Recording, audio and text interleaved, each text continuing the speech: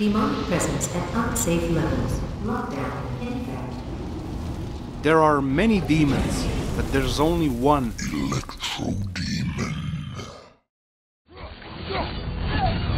He's using the light to heal himself!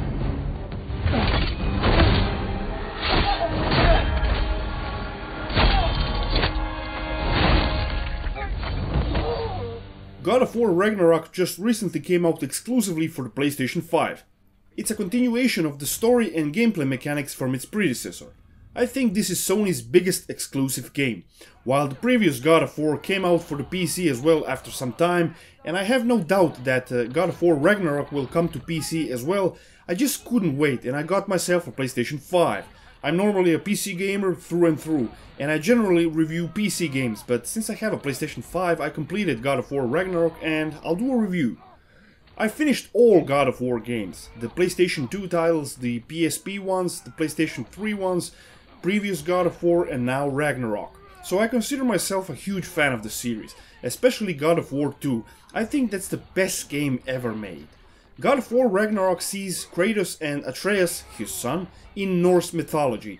They're on a journey to break prophecy, trying to avoid Ragnarok, etc. It's an insanely deep story with shit ton of lore. At the same time, Kratos is trying to be a father to Atreus, who is getting bigger and wants to do things his way, but Kratos is being overprotective. It's great to see this, and this is executed masterfully. Writing is top notch, acting is excellent, and the production values are through the roof. But it's important. Just like all this. When I was inside one of the shrines, I saw an image of Tyr imprisoned, but I couldn't tell where. There are hints inside the other shrines. You mention black smoke and the bleeding earth. There are side characters, like Mimir, for example, who is attached to Kratos' body and often provides useful info, and Kratos considers him a friend. Then there's Freya, who you might remember from previous God of War and more. Brock and Sindri, the two blacksmiths, also play a big part in the story. Look man, I don't want to spoil the story for you. It's fucking amazing if you like well-written stories. The transitions are just a masterclass in design and execution. Santa Monica outdid themselves. All animations are in-engine and the game seamlessly transitions between gameplay and cutscenes. I appreciate this kind of stuff. Gameplay is the bread and butter of every action game, and I have to say it's phenomenal here. Most of your playtime will be spent with Kratos, and Kratos has 3 weapons he can use. Your axe, Blades of Chaos, and later on a Draupnir spear. You can throw your axe at enemies and you can even use your axe to freeze stuff. Useful for puzzles. You have your heavy attack and light attack, but there's also runic attacks. These are powerful attacks that can be used in combat. You have a light and a heavy runic attack. All 3 weapons function in this way, and all 3 weapons have their own runic attacks. Runic attacks have a cooldown to prevent you from spamming them too much. There's also the Rage ability, where you press R3 and L3 to enter Rage mode, in which you deal much more damage. There are also sections when you play as Atreus, and he's more of an archer. You shoot arrows, 2 types of them, and you have Rage mode as well, and runic attacks of your own. I like the sections with Atreus. There's a shit ton of upgrades you can do. You upgrade your armor with materials you find in the world, weapons are upgradable too, heavy and light runic attacks are upgradable too, basically everything. That goes for Atreus as well. There are a lot of puzzles in this game, and most of them require you to use your frost from your blade or sigil arrows, etc. They're not hard. There's Nornir chests you can find in the levels and in the world. These special types of chests contain upgrades to your rage bar and health. They always have 3 statues. You either have to lit, turn or spin. I enjoy them, and later on they become much more challenging. God of War Ragnarok is a huge game. The main missions or quests are tightly designed, but there's a shit ton of side activities as well. Side missions are called favors and often reward you with a lot of goodies. There's also optional bosses, chests, etc.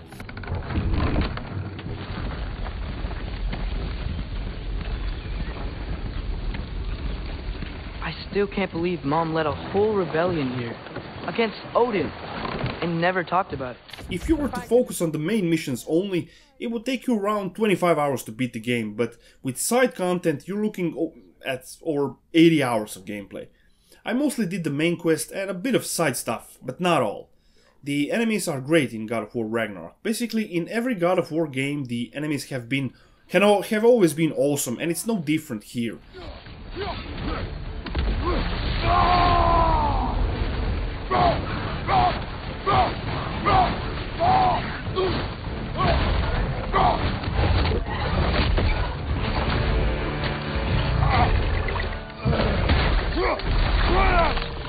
Dragons, cyclopses, regular grunts, monsters of all types, etc.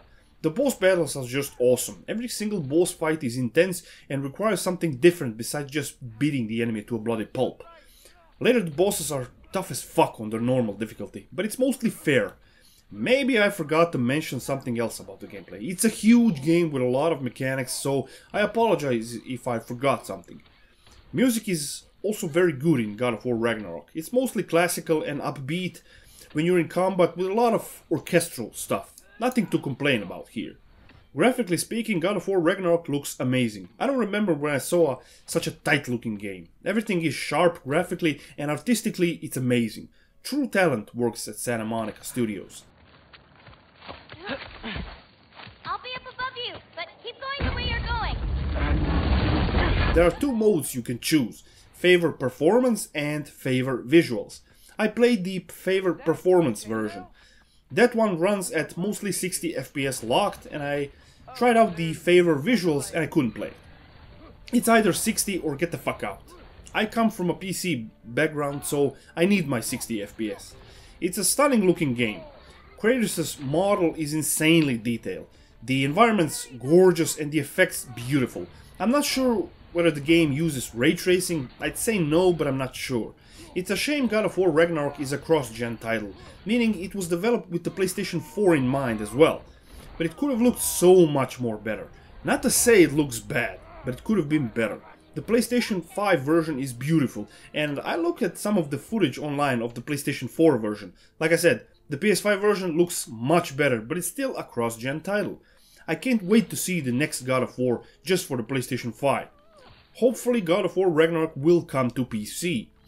God of War Ragnarok features tight combat, beautiful world for you to explore, great bosses, phenomenally written and executed story, great quests and many hours of fun. Really, better action game than God of War Ragnarok doesn't exist. Its production values are through the roof, and this is a game I would call fucking art. If I had to give a score to God of War Ragnarok, I'd give it 10 out of 10.